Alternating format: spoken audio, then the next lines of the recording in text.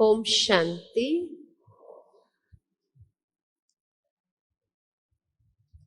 आज विशेष आप सभी का फरिश्ता स्वरूप का दिन है और बाबा के यज्ञ में आए हैं, इस बेहद के घर में आए हैं तो सहज ही फरिश्ता स्वरूप हो जाते हैं, क्योंकि फरिश्ता माना ही हल्का। तो आते ही सारी जिम्मेवारी समाप्त हो जाती है, तो मधुबन पहुंचते ही हल्केपन का अनुभव करते हैं। ऐसा है ना सभी? हाँ, ऐसा है। लेकिन यहां जब आए हैं तो मन में जरूर एक लक्ष्य को लेकर के आए, और वो लक्ष्य कौन सा है कि जैसे जैसे समय अंतिम घड़ियों की ओर पहुंच रहा है, वैसे वैसे हमें भी अपने स्वरूप में संपूर्णता को प्राप्त करना है। ये हर एक का लक्ष्य है, लेकिन बीच बीच में कोई कोई संस्कार ऐसे होते हैं जो संस्कार खड़े हो जाते हैं, और उस समय हर एक यही महसूस करता है कि अगर ये संस्कार खत्म हो जाए ना, बस फिर संपूर्णता को प्राप्त करना कोई बड़ी बात नहीं। तो बाबा कई बार हम बच्चों को मुरली में ये बात कहते हैं कि बच्चे, बाबा से प्यार है, उसका सबूत क्या है? उसका सबूत है भगवान से हमारा प्यार है, बाप दादा से हमारा प्यार है। उसका प्रैक्टिकल प्रूफ क्या है? तो जो बाबा चाहता है वैसे हम बन जाए, यानी बाबा के प्यार का रिटर्न है स्वयं को टर्न कर देना, परिवर्तन करना। तो परिवर्तन क्या करना है हमें? तो अपने संस्कारों में विशेष परिवर्तन लाना है। क्यों? क्योंकि संस्कार परिवर्तन अगर होंगे तो संस्कार के साथ स्वभाव जुड़ा होता है। संस्कार परिवर्तन हुए तो स्वभाव को भी परिवर्तन कर देंगे, और स्वभाव परिवर्तन हुआ तो उसके साथ बहुत सारी बातें, दृष्टि, वृत्ति, कृति, संबंध, इन सब बातों में परिवर्तन ले आना सहज हो जाएगा। यानी ये कहो कि संस्कार परिवर्तन हुआ तो जीवन के अंदर बहुत कुछ परिवर्तन हो जाता है, क्योंकि संस्कार हमारे इस ब्राह्मण जीवन का फाउंडेशन है।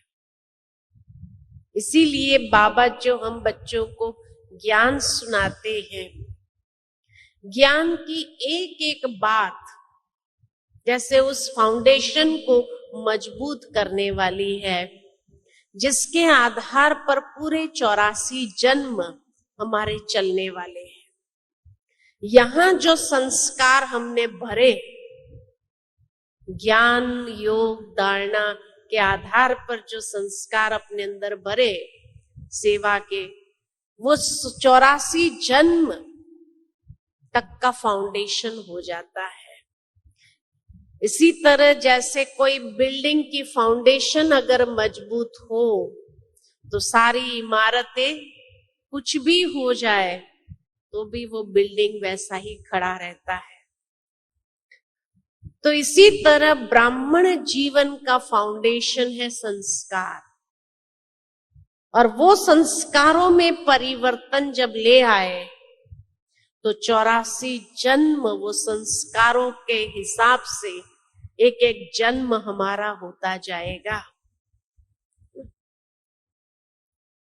तो संस्कार परिवर्तन कैसे करें, ये नहीं कि डिफिकल्ट है, हर एक अपने संस्कार को जानते हैं। ब्राह्मण बनते ही जैसे हमें ज्ञान मिलता है, ज्ञान के आधार से हम बहुत अच्छी तरह अपने आप को जान सकते हैं कि मेरी कमी कमजोरी कहाँ है, कहाँ मुझे पुरुषार्थ करना है उस कमी कमजोरी को निकालने का। तो कमी कमजोरी को अच्छी तरह आप जान लेते। कोई दुनिया में अगर पॉइंट आउट करे कि ये आपकी कमजोरी है, ये आपको नहीं करना चाहिए, तो आप तुरंत कहेंगे नहीं नहीं ऐसी बात नहीं है, हम तुरंत मना कर देंगे, एक्सेप्ट नहीं करेंगे। लेकिन अंदर में हमें मालूम है कि मेरे संस्कारों में कमजोरी कमी कहाँ है, और उसी को पुरुषार्थ करके मुझे निकालना है।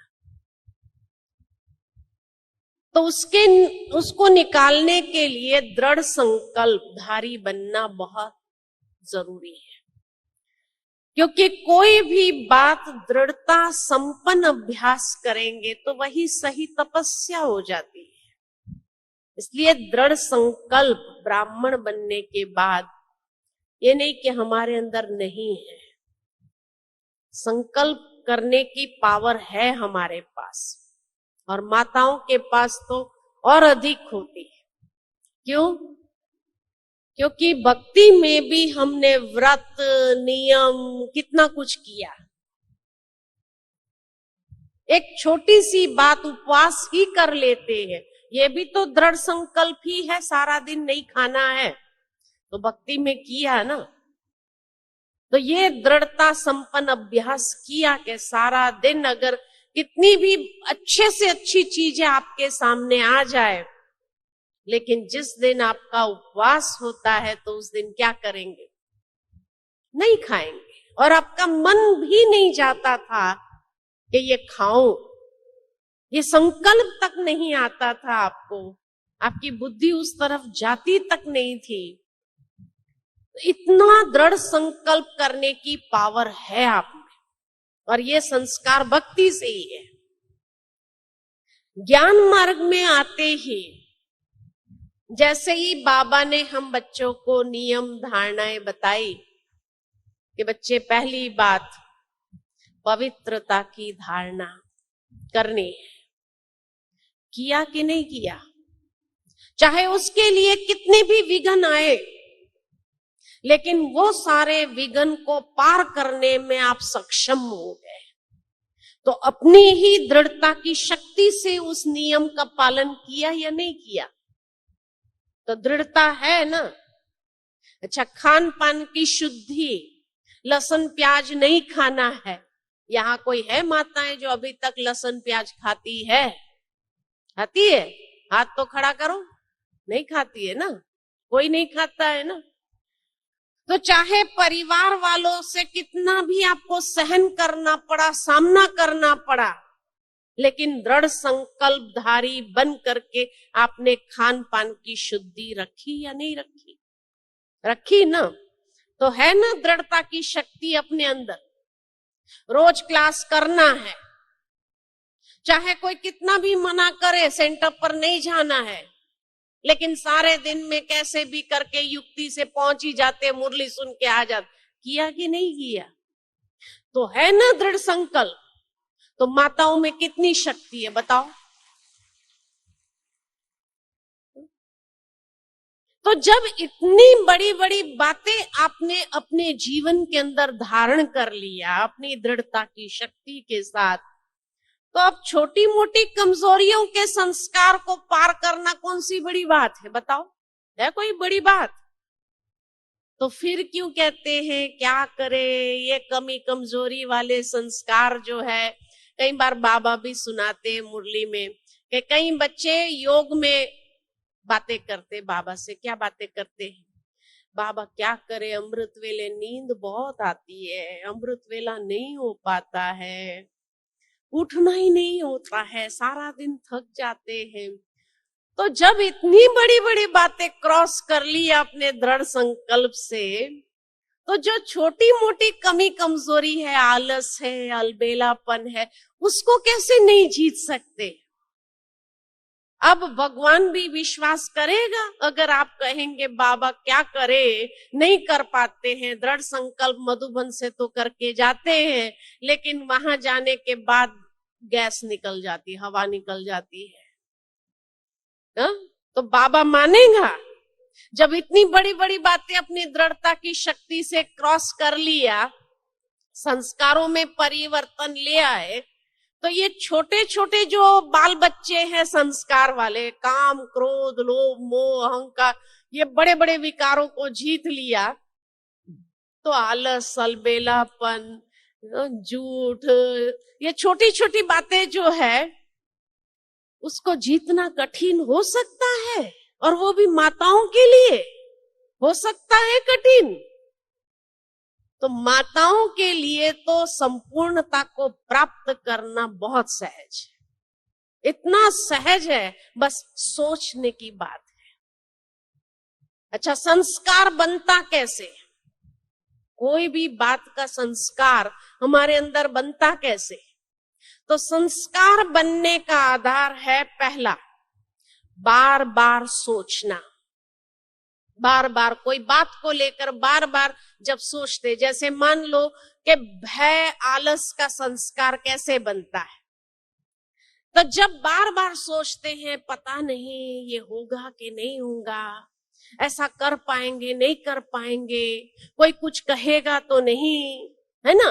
अब बड़ी बड़ी बातों के लिए जब किसी ने कुछ भी कहा तो भी आपने पार कर दिया। अब छोटी छोटी बातों के लिए आप ये सोचो कि पता नहीं कोई क्या कहेगा, कैसे कहेगा, क्या करेंगे क्या नहीं करेंगे। तो जो ये कमजोरी के संकल्प, नेगेटिव संकल्प, नकारात्मक जो विचार चलता है, तो बार बार सोचते रहने से वो मन की कमजोरी के संकल्प दृढ़ हो जाते हैं। दूसरा संस्कार बनाने का कारण है वर्णन करना। बार बार वर्णन करते हैं किसी न किसी के आगे, बस मेरी यही एक कमजोरी है, गुस्सा बहुत जल्दी आ जाता है, क्या करूं, मुझे आलस बहुत जल्दी आ जाता है, होता ही नहीं है मेरे से। तो बार बार वर्णन करते हैं तो वो दृढ़ होता जाता है। जितनी बार वर्णन करो उतनी बार वो अंदर में दृढ़ होता जाता है। और तीसरा कारण है कर्म। कोई भी कर्म कमजोरी के वश बार बार करने से, कर्म में आ गए तो कर्म में आने से वो संस्कार दृढ़ बन जाता है। तो जो सूक्ष्म बातें हैं संकल्पों के लेवल की, उसको कमजोरी के संकल्पों से हम दृढ़ करते हैं, फिर वर्णन करते हैं तो वाणी की शक्ति उसको लग गई तो वो दृढ़ हो जाते हैं। और जब कर्म में आते हैं तो कर्म में बार बार वो कर्म करते रहने से वो हमारा संस्कार बन गया। तो मन वचन कर्म, मन वचन कर्म, ये तीनों से जब कोई भी कार्य बार बार करते रहो, रिपीट करते रहो, तो संस्कार पक्का हो जाता है। अब वो संस्कार को परिवर्तन करने के लिए क्या करो? तो सुबह अमृत वेले दृढ़ संकल्प कर लो कि आज मुझे सारे दिन में क्या करना है। कई बार कई लोगों को दृढ़ संकल्प करना नहीं आता है। अमृत वेले बाबा के सामने संकल्प करेंगे, क्या करेंगे? बाबा मुझे इतनी शक्ति दो कि आज सारा दिन गुस्सा नहीं आना चाहिए, आज मुझे सारा दिन गुस्सा नहीं आना चाहिए, आज कोई भी काम में आलस नहीं आना चाहिए। बाबा मुझे शक्ति दो, बाबा मुझे शक्ति दो। अभी शक्ति किसको मिल रही है? बाबा शक्ति तो दे रहा है, लेकिन किसको मिल रही है? मुझे गुस्सा नहीं आना चाहिए, गुस्सा नहीं आना चाहिए, गुस्सा नहीं, तो गुस्से को ही शक्ति मिल रही है। इसलिए आप देखेंगे कि उस दिन सबसे ज्यादा गुस्सा आएगा, उस दिन आपको सबसे ज्यादा आलस है। फिर कहेंगे सुबह सुबह बाबा से शक्ति भी लिया, लेकिन फिर भी दृढ़ संकल्प नहीं रहा। लेकिन क्यों नहीं रहा? क्योंकि वो शक्ति किसको मिली? गुस्से को मिली, आलस को मिली, जो कमी कमजोरी बाबा के सामने रखी उसी को मिली। इसलिए अमृत वेला दृढ़ संकल्प करने के लिए पहली बात, अगर गुस्सा नहीं करना चाहते हैं आप, तो अपना स्वरूप कैसा होना चाहिए? कि शांति का स्वरूप होना चाहिए। तो आज अमृत वेला जैसे दृढ़ संकल्प करो कि आज सारा दिन मैं शांति की देवी, शांति की शीतला देवी हूं, या शीतला का अवतार हूं। उस रूप में अपने आप को देखो। बाबा की जो शक्ति मिल रही है, मेरे शीतल स्वरूप को, मेरे शांत स्वरूप को तो सारा दिन कितनी भी गुस्से वाली बातें क्यों ना आए, लेकिन वो बातें आपको गुस्सा दिला नहीं सकेगी, क्योंकि आपके शांति के स्वरूप को आपने इतना दृढ़ कर दिया। और फिर दिन भर में भी रिवाइज करो उसको, बार बार वो संकल्प को रिवाइज करो कि आज मैं शीतला देवी हूं, आज मुझे हर कार्य शांति से करना है, मेरी मन की स्थिति को मुझे शांति में रखना है। कभी खुशी की देवी बन जाओ, है ना, कभी वरदान देने वाली देवी बन जाओ, शुभ भावना शुभकामना देने वाली देवी बन जाओ। भावार्थ के आपको अपना जो स्वरूप बनाना है, उस स्वरूप को इमर्ज करो, उस स्वरूप को प्रकाश दिलाओ बाबा से। और फिर सारा दिन बीच बीच में भी जैसे ट्रैफिक कंट्रोल बचता है, तो उस संकल्प को रिवाइज करो कि आज मैंने बाबा से अमृत वेले शीतला स्वरूप का, शीतलता की देवी बनने का ये संकल्प जो किया है, तो उसको चेक कर लो। तब वो संस्कार परिवर्तन होगा। गुस्सा नहीं आना चाहिए, गुस्सा नहीं आना चाहिए, उससे तो और ज्यादा गुस्सा आएगा आपको। इसलिए कौन सा स्वरूप आप अपना देखना चाहते हैं, उस स्वरूप में अपने आप को देखो, फील करो, महसूस करो, और महसूस करके फिर बाबा की सकाश उस स्वरूप को आप प्राप्त करो, उस स्वरूप में स्थित होकर के प्राप्त करो। तब वो संस्कार बदलते जाएंगे। 1 हफ्ते तक, 10 दिन तक लगातार उस स्वरूप को आप प्रैक्टिस करो। तो जैसे कहा ना, मन वचन कर्म, ये तीनों ही संस्कार बनाते भी हैं और संस्कार मिटाते भी है। जैसे कहा जाता, लोहे से लोहा कटता है, हीरे से हीरा कटता है, तो संकल्प से संकल्प को भी, संस्कार से संस्कार को भी काटा जा सकता है। दूसरी बात ये याद करो संस्कार परिवर्तन करने की, जो आज बाबा ने वरदान में बहुत अच्छी बात कही। क्या कहा आज वरदान में बाबा ने? आज का वरदान याद है बाबा का? आज की मुरली का वरदान था विशेषता, कि ब्राह्मण बनते ही बाबा ने कोई विशेषता का वरदान दिया है। तो याद करो कि मुझे बाबा ने कौन सी विशेषता का वरदान दिया है, और उस विशेषता को बार बार प्रयोग में लाओ।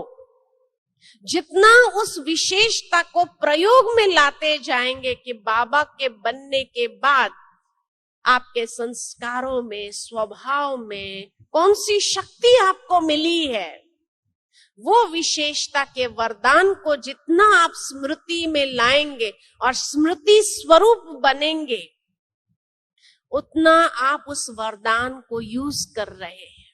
और वरदान को जो यूज करता जाता है वो वरदान ही ऑटोमेटिकली बन जाता है, बाबा के वरदानों का और पात्र बन जाता है। तो इसीलिए कहा कि जो बाबा का वरदान विशेषता के रूप में मिला है आपको, उस विशेषता को स्मृति में ले आओ और उसका स्मृति स्वरूप बनो और उसी स्मृति स्वरूप में हर कर्म करना शुरू करो, उसका बार बार प्रयोग करो, तो आपको नए नए अनुभव मिलेंगे, हर रोज नवीनता का अनुभव करेंगे और उसी से आपके संस्कारों में परिवर्तन लाना सहज हो जाएगा। तो दृढ़ता की शक्ति हमें बहुत मदद करती है संकल्पों। कई बार दृढ़ता की शक्ति को और जैसे टाइट मजबूत करने के लिए, है ना, दिन भर में भी उस संकल्प को बाबा कहते हैं रिवाइज करो। दूसरे दिन फिर आप अपने आप को अमृत वेले विजय का तिलक दो। वी का तिलक बाबा कहते हैं ना, वी का तिलक लगा दो। क्या आज मैं विजयी स्वरूप आत्मा हूं, मेरा ये स्वरूप परमानेंट हो गया है।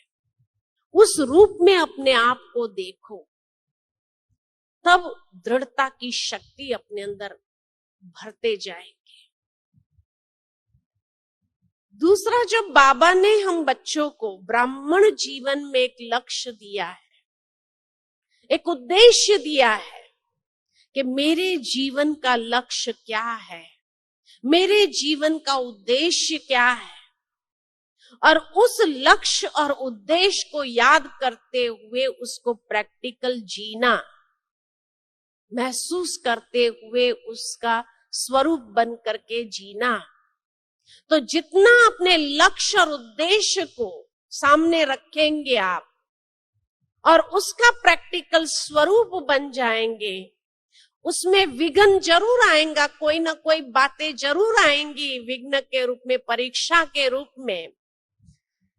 परीक्षा तो आएंगी कि सचमुच आपने दृढ़ संकल्प किया है, तो कितना उस संकल्प पर आप दृढ़ है या नहीं है वो कैसे पता चलेगा बिना परीक्षा आए? तो परीक्षा तो आएगी, लेकिन परीक्षा जब आएंगी तो ये अंदर में लक्ष्य पक्का कर लो कि मैं विजयी आत्मा।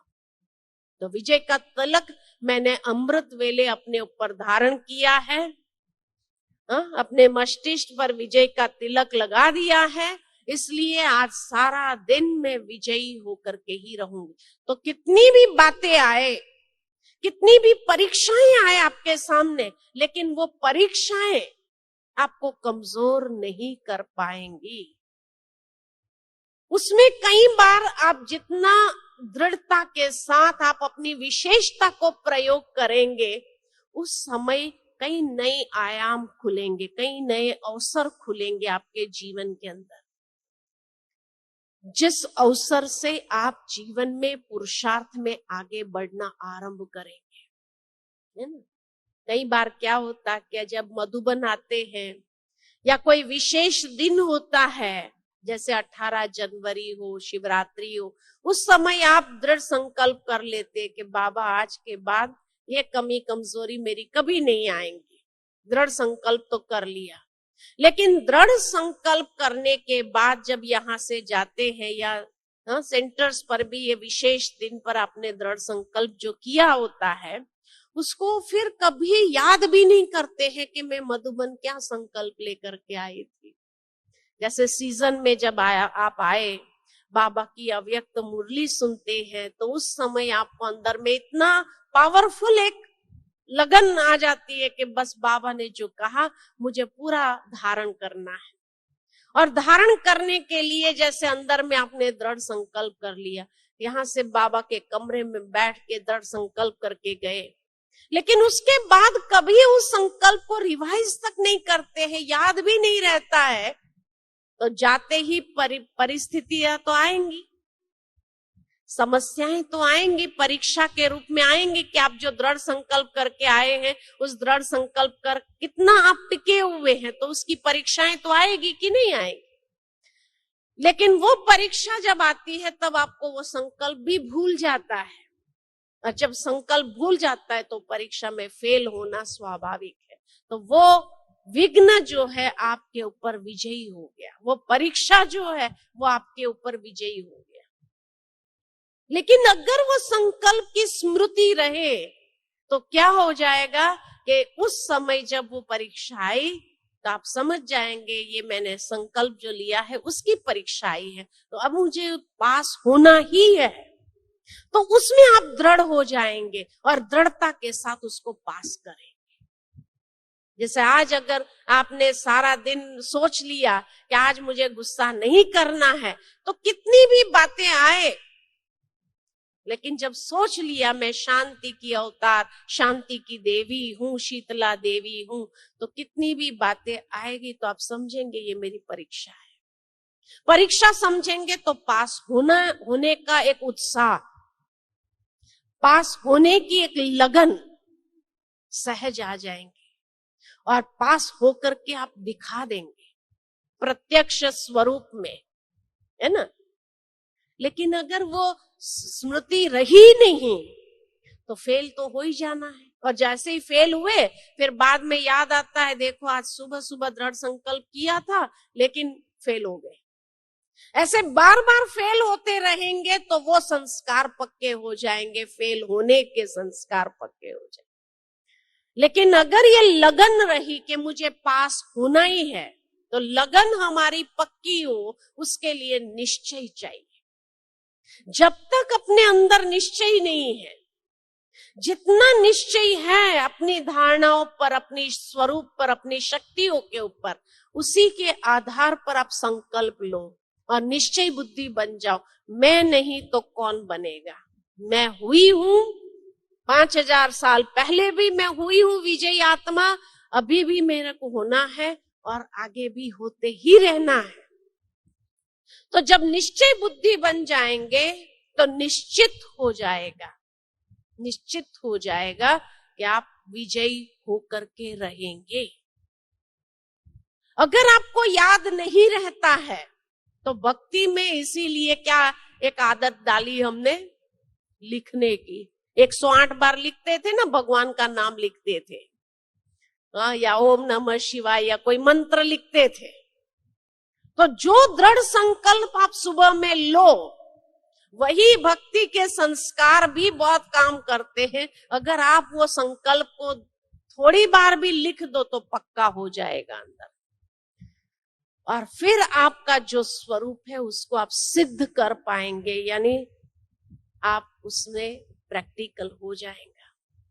लेकिन यहां मैं एक बात आपके सामने रखना चाहती हूं, एक है दृढ़ संकल्पधारी बनना और दूसरा है जिद करना।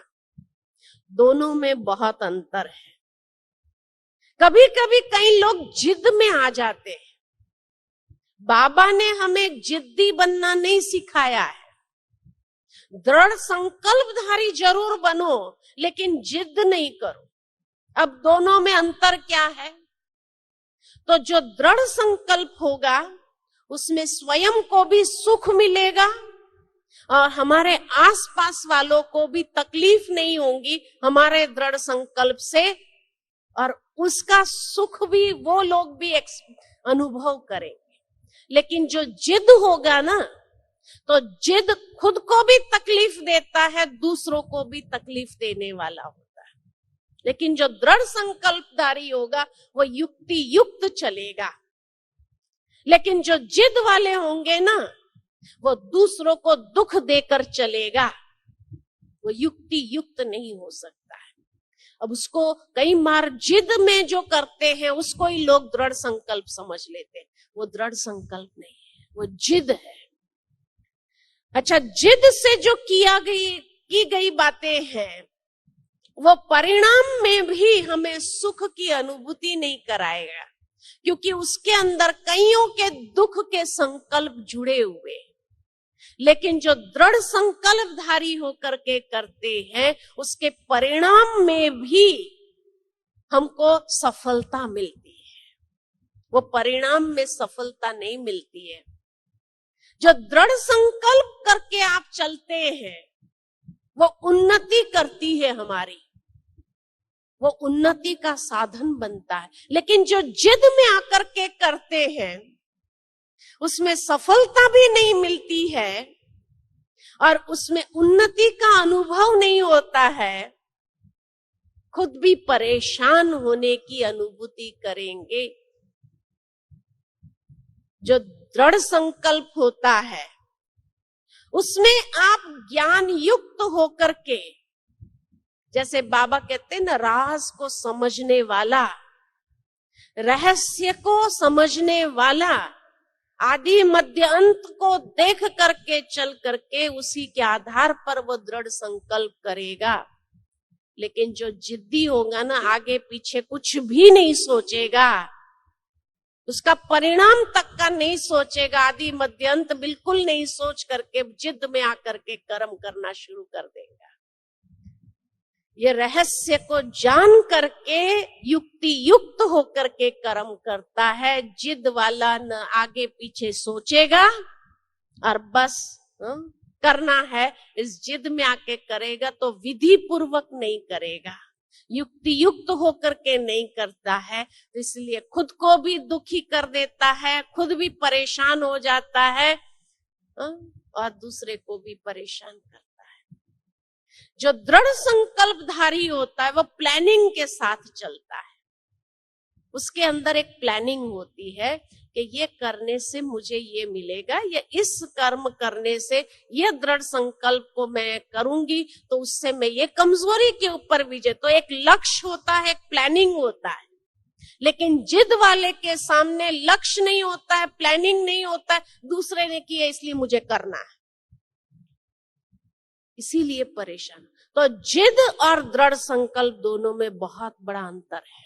इस अंतर को पहले समझना है और ये देखो कि मैं कोई भी बात कर रही हूं जीवन के अंदर, पुरुषार्थ में जो चल रही हूं वो जिद में आके चल रही हूं या दृढ़ संकल्प होकर के शांति से चल रही हूं।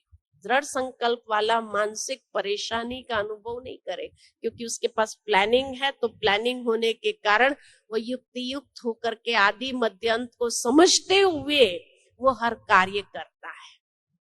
लेकिन जिद वाला ना कोई प्लानिंग है, ना आदि मध्य अंत को सोचा हुआ है, इसलिए अपनी मानसिक स्थिति को भी वैसे नहीं रख सकता है, खुद को भी परेशान करता है, दूसरों को भी दुख देता है और उसमें बाबा का नाम बदनाम होता है। आपके लोग ऐसे हैं, कई लोग इसीलिए बाहर वाले कहते भी है, परिवार में भी आप लोगों को कभी कभी सुनना पड़ता है, आपका बाबा यही सिखाता है क्या आपको? सुनते हैं ना। तो इसका मतलब आप जिद कर रहे हैं कोई चीज के लिए, तभी है। दृढ़ संकल्प के साथ चलेंगे तो कभी आपको कोई नहीं कहेगा कि आपका बाबा ये सिखाता है क्या आपको, है ना। दृढ़ संकल्प से आपने जो कुछ किया उसमें आपको सफलता मिली तो दूसरों को भी प्रेरणा मिलेगी और यही सोचेंगे इनके बाबा बहुत अच्छी बातें इनको सिखाता है, इनके क्लास में बहुत अच्छी बातें इनको सिखाता है, ये घर में भी चलते हैं, सबको सुख दे करके चलते हैं, अपना काम भी करते हैं, ये अपना ज्ञान योग भी करते हैं, लेकिन दूसरों को दुख नहीं देते हैं। इसीलिए बाबा हम बच्चों को कहता है, बच्चे दृढ़ संकल्पधारी होकर के चलो, जिद में आकर के कोई काम नहीं करो, वो नुकसान करता है, वो बाबा का नाम बदनाम करता है ना।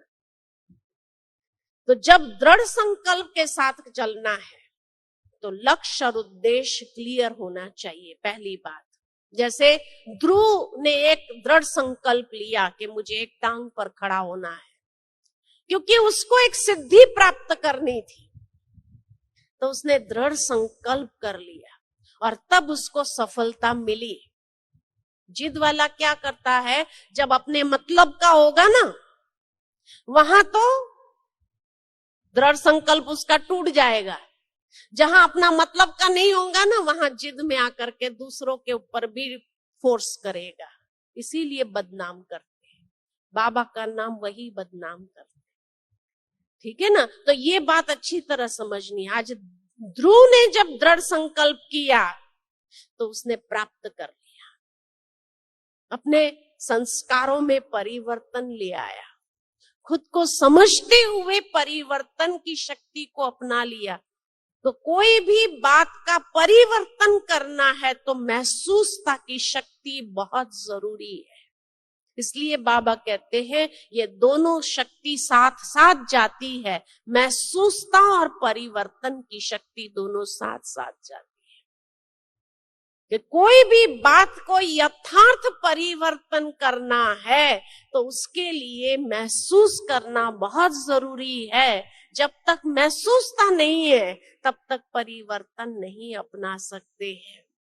इसलिए कहा जो जिद में आके करते ना टेम्पररी, उसके बाद देखो जैसे थे वैसे। और दृढ़ संकल्पधारी हर चीज को महसूस करके परिवर्तन शक्ति को अपनाता है तो परमानेंट हो जाता है, उसका सदा काल हो जाता है। और बाबा हम बच्चों से परिवर्तन जो चाहता है सदा काल का परिवर्तन चाहता है, टेम्पररी परिवर्तन नहीं चाहता है, सदा काल का परिवर्तन चाहता है ना? इसी तरह अंगद ने भी एक दृढ़ संकल्प करके पैर रख दिया रावण के उसमें कि अब मेरा पैर कोई हिला के तो दिखाए। तो कहा रावण जैसा रावण भी उसका पैर नहीं हिला पाया। लेकिन किसी ने उसको पूछा, श्री कहते हैं कि राम ने उसको पूछा कि मान लो कि रावण के सामने तुमने ये दृढ़ संकल्प तो कर दिया कि मैंने पैर श्री राम के नाम से उसको गाड़ दिया है, कोई हिला नहीं पाएगा, जो हिला देवे तो हम लोग युद्ध नहीं करेंगे। रावण जब आया तो उसने युक्ति क्या किया, अरे मेरे पैर क्यों पड़ रहा है, श्री राम के पैर पड़, तेरे को पड़, क्योंकि उसको पता था कि रावण कहीं हिला देगा, बड़ा तपस्वी है। तो राम ने इसीलिए कहा उसको कि अगर वो हिला देता था तो तेरे को कि हम मैंने उसको पकड़ने ही नहीं दिया ना, है ना, हिला देता था क्या, पकड़ने ही नहीं दिया ना उसको। युक्ति युक्त हो गया वहां पर, फ्लेक्सिबल जिसको कहा जाए। तो ज्ञान हमें ये सिखाता है कि जहां शक्ति स्वरूप होकर के कार्य करना है, शक्ति स्वरूप होकर के करो। जहां फ्लेक्सिबल हो जाना है वहां फ्लेक्सिबल जरूर हो जाओ, अड़ नहीं जाओ, किसी बात में अड़ नहीं जाना है। लेकिन परिणाम को समझते हुए अपने आप को मोल्ड कर देना, परिवर्तन कर लेना, ये है परिवर्तन शक्ति को अपनाना, है ना। लेकिन उसके लिए कमजोरी के आगे परिवर्तन नहीं हो जाना है।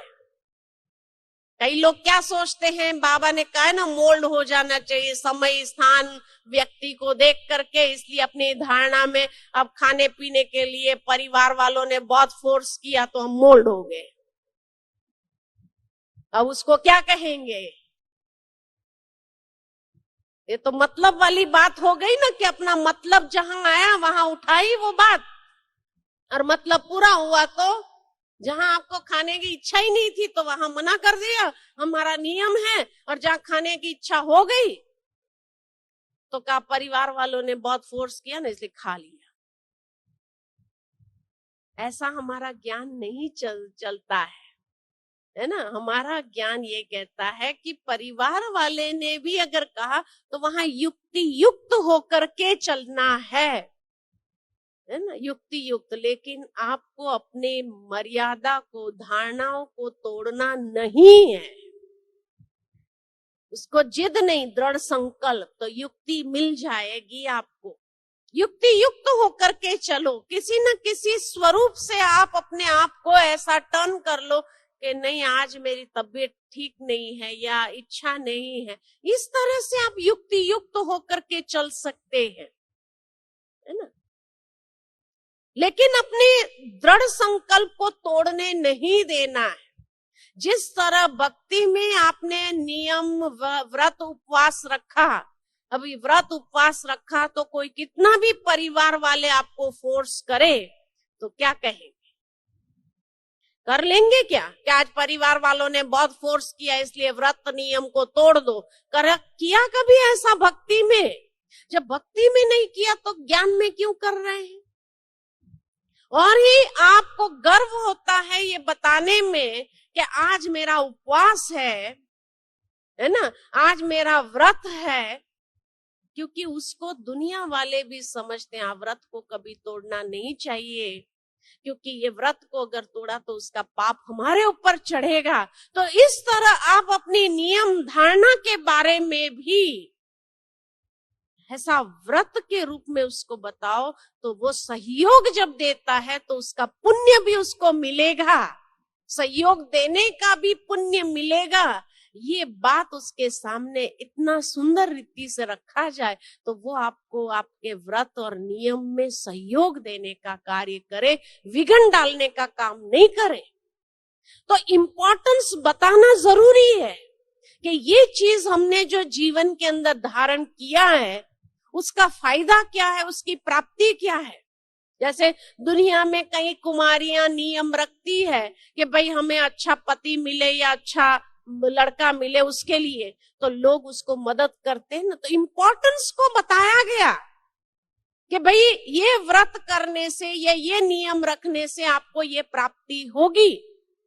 तो चाहे 16 सोमवार भी कर लेंगे वो भी, लेकिन रखते थे ना, करते थे ना। नियम क्यों अपनाया? कि इम्पोर्टेंस मालूम पड़ी, उसका महत्व पता चला तो कर लिया, और उसको करने में किसी ने रुकावट भी नहीं डाला, और चाहे कितनी भी रुकावटें आई भी तो भी नहीं, ये व्रत पर पक्के रहे आप, किए आपने। तो इसी तरह बाबा भी कहते कि जो दृढ़ संकल्प आप लेते हो पहले खुद उसका इम्पोर्टेंस समझो, ज्ञान के आधार से उसका महत्व समझो, और जब उसके महत्व को समझ लेते हैं और तब उसको धारण करने की खुशी होती है, क्योंकि उसकी सिद्धि आपको दिखाई देती है, उसकी सिद्धि आपको महसूस होने लगती है।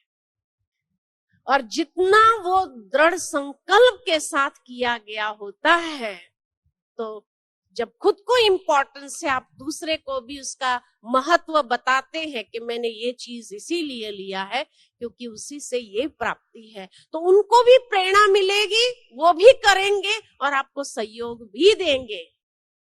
लेकिन अगर आपको महत्व ही मालूम नहीं है, उसने किया इसलिए मैं भी करूं, इस तरह से नहीं। आप हर बात को, बाबा इसीलिए हम बच्चों को कहते हर बात को यथार्थ समझ करके धारण करो, ज्ञान की एक एक पॉइंट को भी यथार्थ समझ करके धारण करो, तो उसका महत्व जब खुद को होगा तो उससे अपने अंदर परिवर्तन लाना सहज हो जाएगा।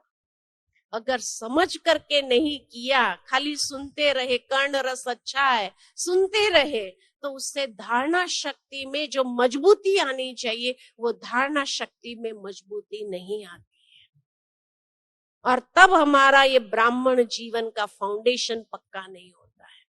जिसके ऊपर आप चढ़ाना चाहे, जितना ऊंचा उठना चाहे, चाहे फरिश्ता स्वरूप क्या, निराकारी स्वरूप क्या, बीज रूप अवस्था क्या, उन सब स्वरूप को आप अनुभव कर पाएंगे, तभी कर पाएंगे अगर आपका बेस, आपका फाउंडेशन मजबूत है। तो अगर फाउंडेशन कच्चा है, कितने भी अच्छे अच्छे स्वमान ले लो आप, कितने भी अच्छी अच्छी स्थिति का अनुभव करना चाहो आप, लेकिन आप नहीं कर पाएंगे, सहज नहीं होगा, बहुत मुश्किल हो जाएगा। तो ये बाबा हम बच्चों को बताते कि आदि मध्य अंत को अच्छी तरह समझ करके, जान करके, मान करके चलना। इसलिए एक है जानना, एक है मानना, एक है चलना।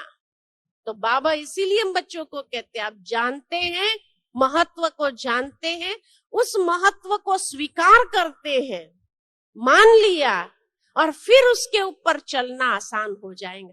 अगर जाना नहीं, माना नहीं, खाली चलने का प्रयत्न किया दूसरे को देख करके, तो कभी उसमें सफल नहीं हो पाएंगे, क्योंकि फाउंडेशन मजबूत नहीं, तो बहुत जल्दी गिरना हो जाएगा।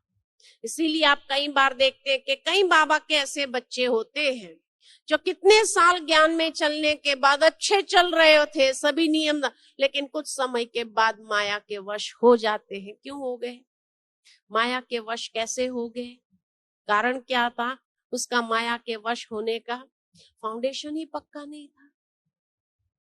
तो इसीलिए बाबा हम बच्चों को कहते हैं फाउंडेशन पक्का होना चाहिए ब्राह्मण जीवन का। और अब जो बाबा हम बच्चों से उम्मीद रखते हैं, जो आशा है बाबा की हम बच्चों के अंदर, इस सीजन में बाबा ने हम बच्चों के प्रति आशाएं अपनी बताई कि बाबा की आश हम बच्चों के प्रति कहां कहां है, और बाबा अभी हमको किस बात के अंदर से मुक्त होना देखना चाहते हैं। तो एक बात जो बार बार बाबा ने पिछले 2 सीजन से जो कही कि बाबा की जो आश है हम बच्चों के प्रति, वो क्या है? पहली बात जो बाबा की बहुत पावरफुल रही, हर मुरली के अंदर किसी न किसी विधि से बाबा ने उस बात को स्पष्ट करना चाहा, हम बच्चों को समझाना चाहा, वो यही था कि बच्चे अभी व्यर्थ बातों से मुक्त हो जाओ, व्यर्थ से मुक्त हो जाओ। चाहे वो व्यर्थ बातें हो, व्यर्थ संकल्प हो, व्यर्थ कर्म हो, ये बाबा की आश है। अब ये आश हमें बच्चों को पूरी करना है।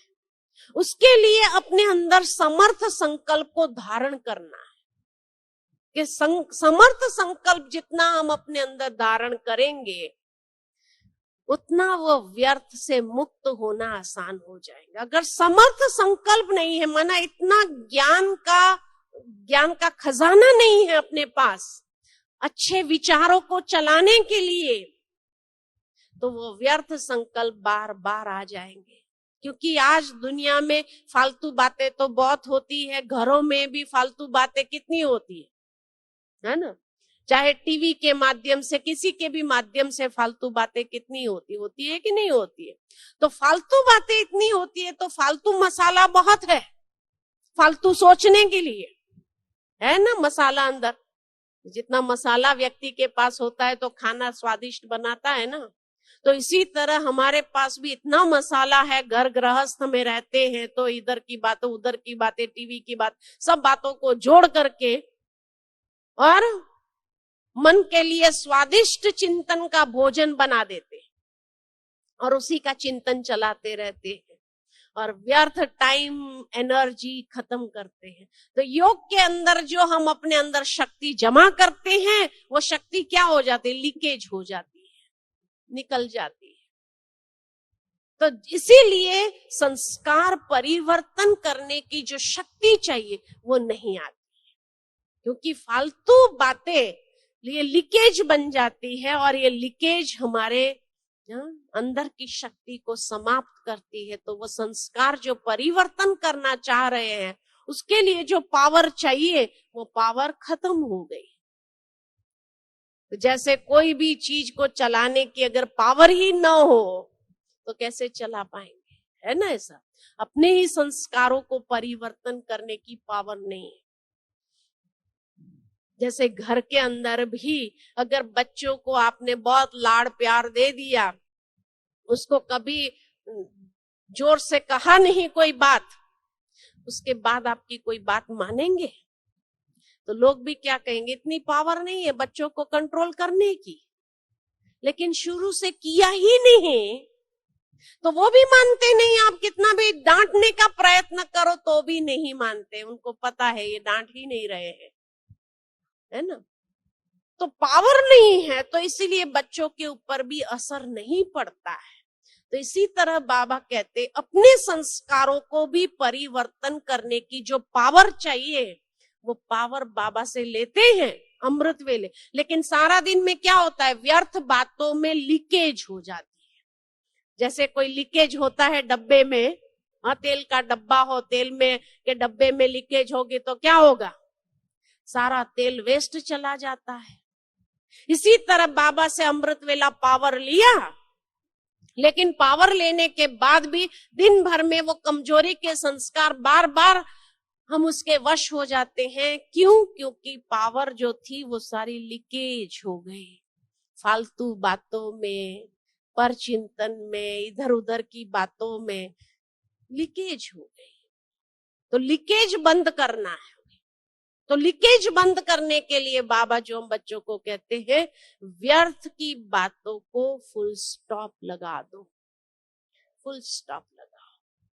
अगर उसको फुल स्टॉप नहीं लगाया तो लीकेज क्या करेगा, हमको कभी परिवर्तन होने नहीं देगा, दृढ़ संकल्पधारी बनने नहीं देगा। लीकेज ये काम करता है, सारी एनर्जी खत्म हो जाती है।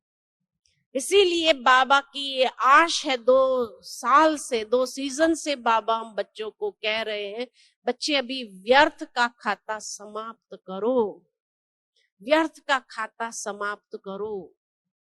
लेकिन उसके लिए इतनी समर्थी वाली चीजें अंदर में, वो मसाला तैयार करो। जितना समर्थी का मसाला होगा आपके पास, तो उसको चिंतन में लाना सहज होगा। इसलिए बाबा कहते बच्चे कभी मुरली का मनन चिंतन करो, विचार सागर मंथन करो, तो आप अपने समर्थी के चिंतन के संस्कार को बढ़ाएंगे। और जितना ये संस्कार बढ़ेगा तो फालतू सोचने का संस्कार हमारा खत्म हो जाएगा।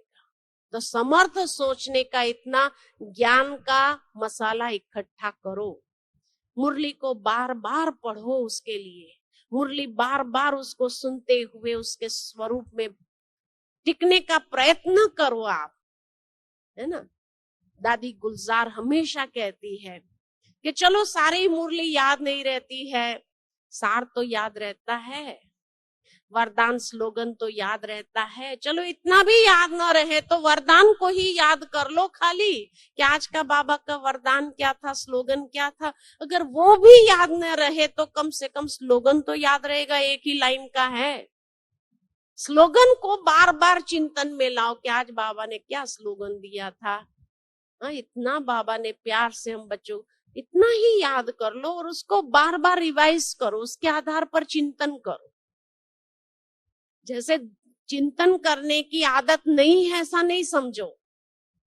तो माताओं को चिंतन करने की आदत बहुत है, कोई एक बात कह करके जाए आपको, है ना, सुना है कि ऐसा उसने कहा था, बस इतना कह दिया कि फलाने व्यक्ति ने ऐसा कहा, ऐसे शब्द बोला, ये सुना है। उसके बाद देखो आपका कितना चिंतन चलता है, जरूर ऐसा होगा, उसने कहा होगा तभी हुआ होगा, ये कहा होगा तो हुआ होगा, कितना चिंतन चलता है। तो माताओं को चिंतन करने की आदत तो है ना, मैं झूठ बोल रही हूं क्या, है ना, माताओं को चिंतन करने की आदत तो।